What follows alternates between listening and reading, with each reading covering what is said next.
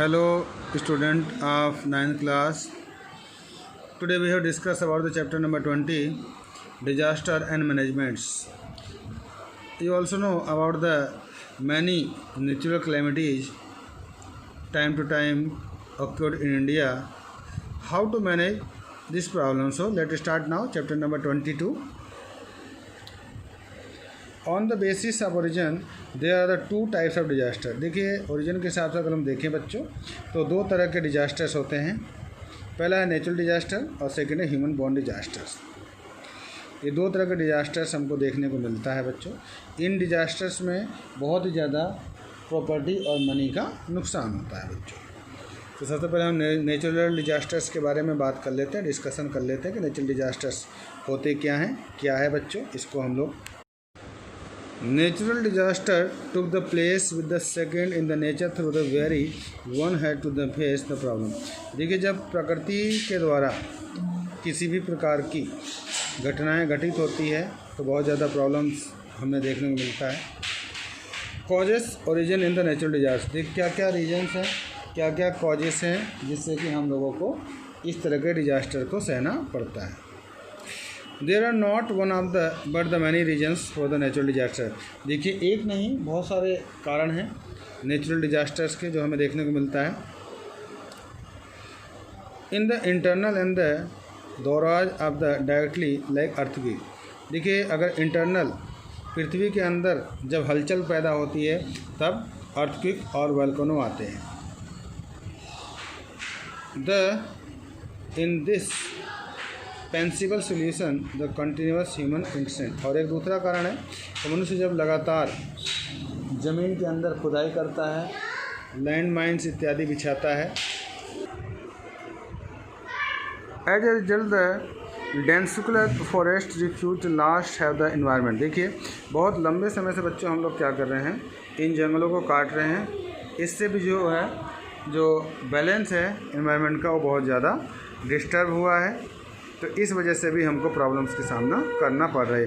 देखिए हम लोग ग्लोबल वार्मिंग से भी जूझ रहे हैं बच्चों, क्योंकि बहुत तेज़ी से जो हमारी इंटरफेरेंस है पॉपुलेशन और पॉल्यूशन की, उससे जो है बहुत ज़्यादा खतरा एनवायरनमेंट को आ रहा है। इस वजह से जो ये डिजास्टर्स हैं वो होते हैं बच्चों टाइम टू टाइम, वो हमको देखने को मिलता है। आइए बच्चों अब हम लोग क्लासिफिकेशन कर लेते हैं नेचुरल डिजास्टर्स की। कौन कौन से नेचुरल डिजास्टर्स होते हैं। पहले है टोपोग्राफी डिजास्टर। देखिए जो टोपोग्राफी डिजास्टर होता है बच्चों उसके अंदर हम नेचुरल डिजास्टर्स की बात कर लें, किन किन को हम लोग इसको इंक्लूड करते हैं। सडन चेंज, इससे क्या होता है अचानक चेंजेस हो जाता है बच्चों। जैसे अर्थक्वेक को ले लीजिए, लैंडस्लाइड ले लीजिए, आप वोल्केनो ले लीजिए। इंडिया के अंदर वोल्केनो जो है वो एक्टिव नहीं है, कोई भी एक्टिव नहीं माना गया है। सेकेंड है सीजनल डिजास्टर का देख लीजिए क्या होता है। There include nature calamity. देखिए इसमें जो प्रकृति के द्वारा स्थापित क्लेमिटीज़ है उनके कारण इस तरह की प्रॉब्लम्स को हम फेस करना पड़ता है, जैसे सुनामी है, साइक्लोन है, अर्थक्वेक है। Disaster cause by origins. Generally जो डिजास्टर होता है उसको अगर देखा जाए तो हम लोग ऑर्गेनिज्म डिजास्टर के रूप में जानते हैं।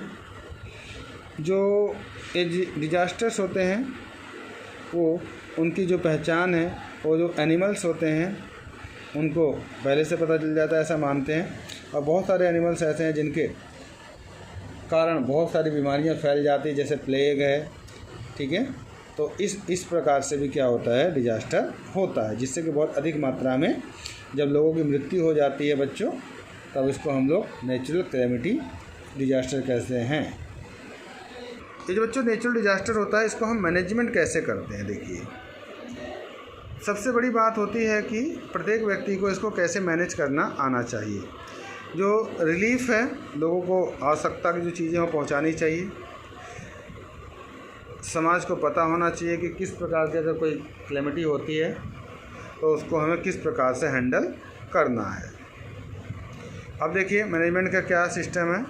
सबसे पहली बात है हमें इकोनॉमिक कंडीशन पे ध्यान देना चाहिए। सेकंड बात कर लें हम पॉजिटिव थिंकिंग रहनी चाहिए सभी इंडिविजुअल्स की। थर्ड है फीलिंग ऑफ कोऑपरेशन, लोगों के अंदर भावना होनी चाहिए आपस में सहयोग करने की। फोर्थ जो हमारा सोशल इंटीग्रिटी होनी चाहिए। पांचवा ज्योग्राफिकल सिचुएशन ठीक होना चाहिए। छठा है मोड ऑफ ट्रांसपोर्ट और कम्युनिकेशन प्रॉपर वे में चलना चाहिए। सेवन्थ है पॉपुलेशन डेंसिटी। इन सभी चीज़ों का हमें क्या है बिल्कुल प्रॉपर वे में मैनेज करना चाहिए। तो आइए बच्चों अर्थक्वेक के बारे में बात कर लेते हैं। Where is the vibration in the earth in the event in the interior parts of the earth. जब देखिए पृथ्वी के इंटीरियर पार्ट्स के अंदर वाइब्रेशन होता है, उस वाइब्रेशन के कारण जब जो टेक्टोनिक प्लेट्स होती है टूट जाती है और पृथ्वी के सतह पर बनी हुई चीज़ें नष्ट हो जाती हैं, तो उनको हम लोग अर्थक्वेक कहते हैं। ये बहुत ही ज़्यादा नुकसानदेह होता है और ये जो अगर आप देखें तो ये पूरा का पूरा मैप ही चेंज कर देता है। अगर आप इसको कैलकुलेट करें, ठीक है, तो हम लोग सिस्मोग्राफ का यूज करते हैं और इसको हम लोग हमेशा रिएक्टर स्केल पर मापते हैं कि किस प्रकार का ये भूकंप था। 1 से लेकर 12 रिएक्टर तक स्केल पे इसको मापा जाता है। यदि रिएक्टर 5 के बीच में है तो ये भूकंप नॉर्मल होता है, लेकिन 5+ में जैसे ही जाता है तो ये बहुत ही ज़्यादा क्या हो जाता है बच्चों, बहुत ज़्यादा नुकसानदेह हो जाता है और बहुत ज़्यादा नुकसान करता है। अब देखिए कौन कौन से रीजन्स हैं और किस प्रकार से वो होता है। Earthquake is the result of the tectonic मोटिक ऑफ द अर्थ। देखिए मैंने पहले ही बताया था आपको, जो टेक्टोनिक प्लेट्स होती है जब उसके अंदर दरार आती है, टूट जाती है, तो अर्थक्वेक आते हैं। Continuous process of the equilibrium on the earth also raise the, और लगातार जब अर्थ के ऊपर प्रेशर पड़ता है तो उस कंडीशन में भी अर्थक्वेक आते रहते हैं। The process once the very the long times the continuation also crisis for the earthquake. बहुत लंबे समय से प्रोसेस चलता रहता है कि अर्थक्वेक किन किन क्षेत्रों में आने वाला है। आइए बच्चों अब हम बात करते हैं अर्थक्वेक के कौन कौन से एरिया हैं जो इंडिया के अंदर आपको बहुत ज़्यादा उन क्षेत्रों में अर्थक्वेक दिखाई देता है। In the view of major earthquake in India, ज़्यादातर जो हमारे जो साउथर्न कंट्रीज रीजन्स हैं वहाँ पर हमको देखने को मिलता है। The Himalaya parts of the bundle mountains which the satellite middle. अगर आप इंडिया की बात कर लें जो हमारा पेनिनसुला प्लेटू है, वहाँ पर उन क्षेत्रों में आपको बहुत ज़्यादा, गुजरात को ले लीजिए, ठीक है, ये जो इलाके हैं वहाँ पर आपको देखने को मिलता है बच्चों। अर्थक्वेक क्या है? क्राइसिस है बच्चों। Earthquake is such natural disaster. सभी जानते हैं कि एक नेचुरल डिजास्टर है, ये बहुत ज़्यादा डिस्ट्रक्टिव होता है और एक कॉमन सोसाइटी को बहुत ज़्यादा नुकसान पहुंचाता है। Thousands of people from the earthquake will be the come and immediate time. कई हज़ार लोग इस अर्थक्वेक में मारे जाते हैं बच्चों। जो हमारी बिल्डिंग्स है उसमें क्रैक्स हो जाते हैं, ट्रैफिक ब्रेक्स हो जाती हैं और भी बहुत सारी जो चेंजेस हैं हमको देखने को मिलता है। जब सपोज करिए कहीं पर अर्थक्वेक आता है तो उसको हम मैनेजमेंट कैसे करेंगे? पहले हम गवर्नमेंट लेवल की बात कर लेते हैं, फिर हम लोग पर्सनल लेवल पे करेंगे। After the natural calamity the earthquake all governments provide the immediate relief. देखिए यदि इस तरह की कोई घटना होती है तो उसके बाद सबसे बड़ी जिम्मेदारी गवर्नमेंट की होती है कि वो तुरंत रिलीफ कार्य में लग जाएं और पॉपुलेशन के हिसाब से रिलीफ कार्य को प्रॉपर वे में चालू रखें। देखिए हर प्रकार की सूचनाएं लोगों को प्रोवाइड करनी चाहिए। अर्थक्वेक से संबंधित एडवांस टेक्नोलॉजी का हमें यूज़ करना चाहिए बच्चों,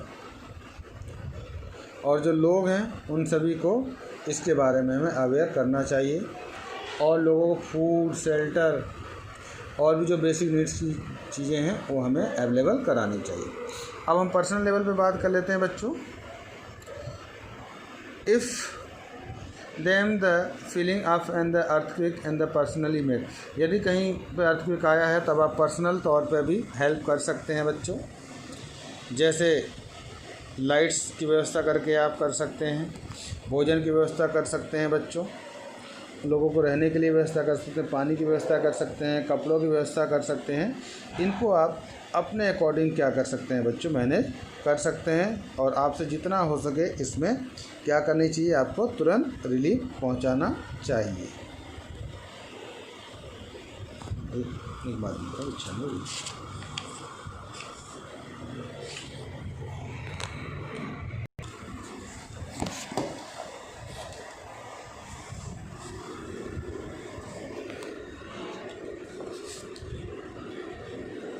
देखिए लैंडस्लाइड्स के क्या क्या रीजन्स हैं, इनको देख लेते हैं। सबसे पहले हम बात कर रहे हैं नेचुरल रीजन्स की। In the structure of rocks silt land rocks the vast. देखिए पहाड़ों का इस प्रकार से स्ट्रक्चर होता है कि जब बहुत ज़्यादा हैवी रेनफॉल होता है तो उसको एक्सपेंसन और प्राइमरी केसेस के कारण लैंडस्लाइड होना शुरू हो जाता है, क्योंकि जब माउंटेन्स होते हैं उनकी जो बाइंडिंग होती है उतना स्ट्रॉन्ग नहीं होती है बच्चों। इस कारण से हम देखते हैं जो हमारे रॉक्स हैं वो ऊपर से नीचे की तरफ चले आते हैं। नेक्स्ट जो है हमारा ह्यूमन केस है। देखिए ह्यूमन बहुत तेज़ी से क्या कर रहा है, अपने आप को डेवलप कर रहा है और उसको बहुत ज़्यादा धन की आवश्यकता हो रही है, तो वो क्या करता है, इन माउंटेन्स के अंदर बहुत सारा कंस्ट्रक्शन का काम करता है। और कभी कभी इतना ज़्यादा कंपन होने के कारण क्या होता है, जो लैंड्स होती हैं ऊपर से नीचे की तरफ खिसक आती हैं। यह भी एक कारण है, ह्यूमन इसके लिए बहुत ज़्यादा रिस्पॉन्सिबल माना गया है। देखते हैं बच्चों कौन कौन से जोन्स हैं जो इंडिया के अंदर वो माने गए हैं। देखिए लैंडस्लाइड्स का जो जोन है, जो हमारा हिमालयन क्षेत्र है वहाँ पर आपको देखने को मिल जाएगा, वेस्टर्न घाट्स में आपको मिल जाएगा। नॉर्थ ईस्टर्न इंडिया की बात कर लें तो जम्मू एंड कश्मीर है, यहाँ पर लैंडस्लाइड्स होता है। माउंट आबू है, समुद्री इलाका है, इन सभी जगह पे बहुत तेज़ी से क्या होता है, लैंडस्लाइड्स। देखिए लैंडस्लाइड्स भी एक क्राइसिस है, ठीक है। इसमें भी बहुत ज़्यादा धन जन की हानि होती है। जो हमारे पहाड़ी क्षेत्र हैं, जैसे उत्तरांचल को ले लीजिए, हिमाचल प्रदेश को ले लीजिए, शिमला है, कुल्लू है, ये सब ऐसे क्षेत्र हैं जहाँ पर बहुत तेज़ी से बच्चों क्या होता है, लैंडस्लाइड्स होते रहते हैं। चलिए बच्चों आज के लिए इतना ही, कल फिर इससे आगे करेंगे। Okay bye bye.